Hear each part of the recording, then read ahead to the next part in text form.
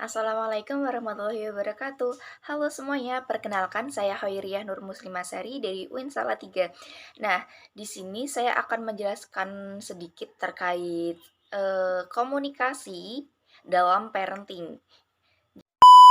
Jadi gini, kamu sebagai anak pasti pernah kan merasa kayak dibanding-bandingkan dengan anak satu dengan anak lainnya, ataupun dengan anak tetangga, anak saudara, atau apapun itu.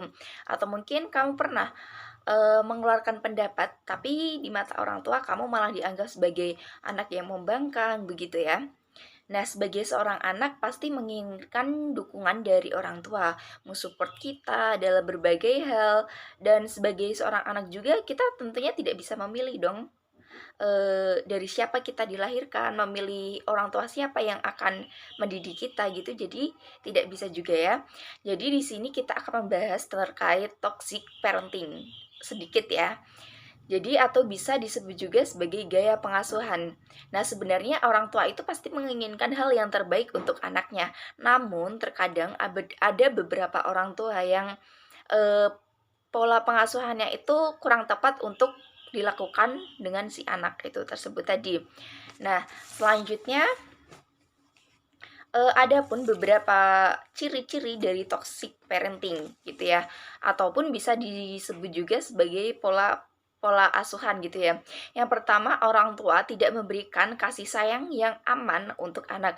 Jadi di sini nanti akan mengakibatkan adanya sekat-sekat antara orang tua dengan anak begitu. Yang kedua, ada orang tua selalu mengkritisi anak di setiap tindakan anak itu mesti orang tua ikut andil di situ. Ketika seorang anak melakukan A, maka orang tua pasti akan menyerah jika tidak sesuai dengan kemauan orang tua tersebut tadi. Contohnya kayak semisal, "Kamu tuh harus melakukan ini, yang benar tuh ini, kenapa kamu mau melakukan yang itu? Ayo lakukan yang ini," gitu. Jadi harus menurut dengan orang tua.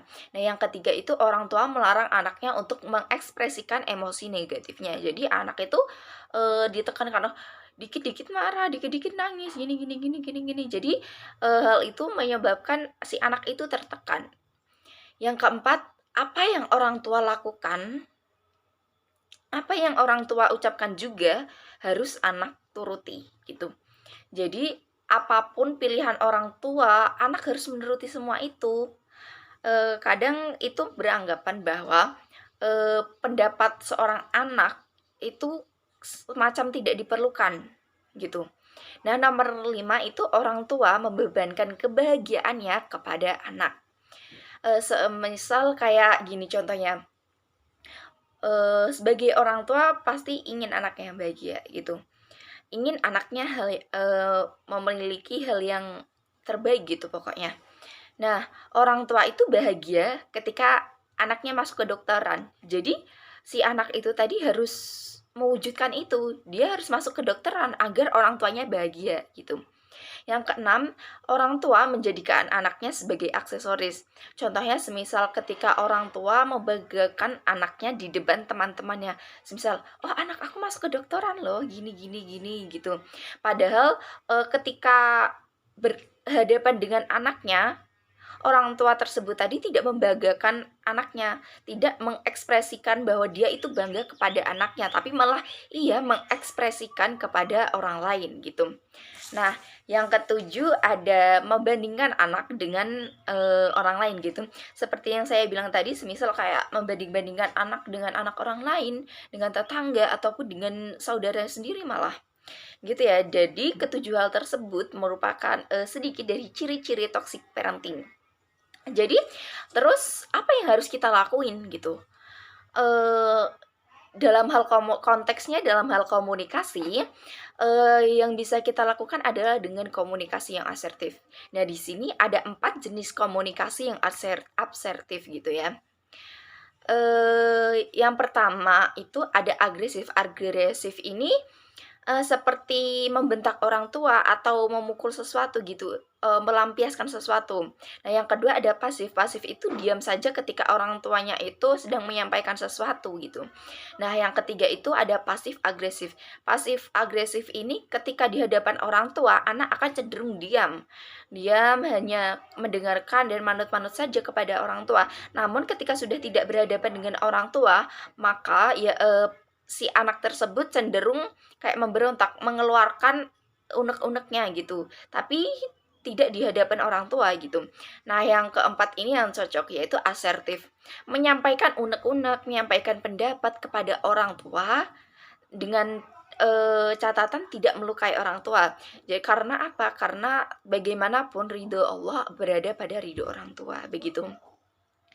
Namun dari sini juga kita tuh harus menyadari bahwa diri kita sendiri itu mempunyai kendali terhadap hidup kita. Jadi hidup kita itu tidak bisa diatur oleh orang lain sekalipun itu orang tua. Kendali atas diri kita itu ya diri kita sendiri gitu.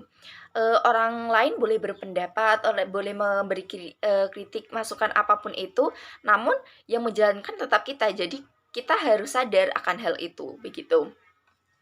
Namun di sini juga, komunikasi asertif itu juga ada tenggang waktunya loh. Semisal gini, eee, ketika orang tua yang menyampaikan sesuatu diliputi dengan emosi-emosi negatif begitu, kita mungkin boleh kita diam sekejap gitu, menunggu redanya emosi orang tua gitu.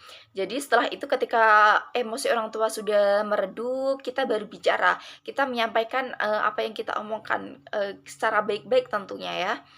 Jadi, komunikasi asertif itu juga perlu sekali. Terus, gini, ketika seorang anak udah merasa kayak, "Oh kayaknya ini orang tua aku bener-bener kayak udah toksik banget nih," gitu. Kita, bisa mencari pertolongan. Sebenarnya bukan cuman kita, seorang anak yang mencari pertolongan, tapi orang tua juga perlu untuk mencari pertolongan. Kita bisa konsultasi ke psikolog gitu. Jadi, bukan seorang anak aja, tapi orang tua juga perlu banget, konsultasi kepada psikolog gitu, agar tidak berdampak kepada orang lain.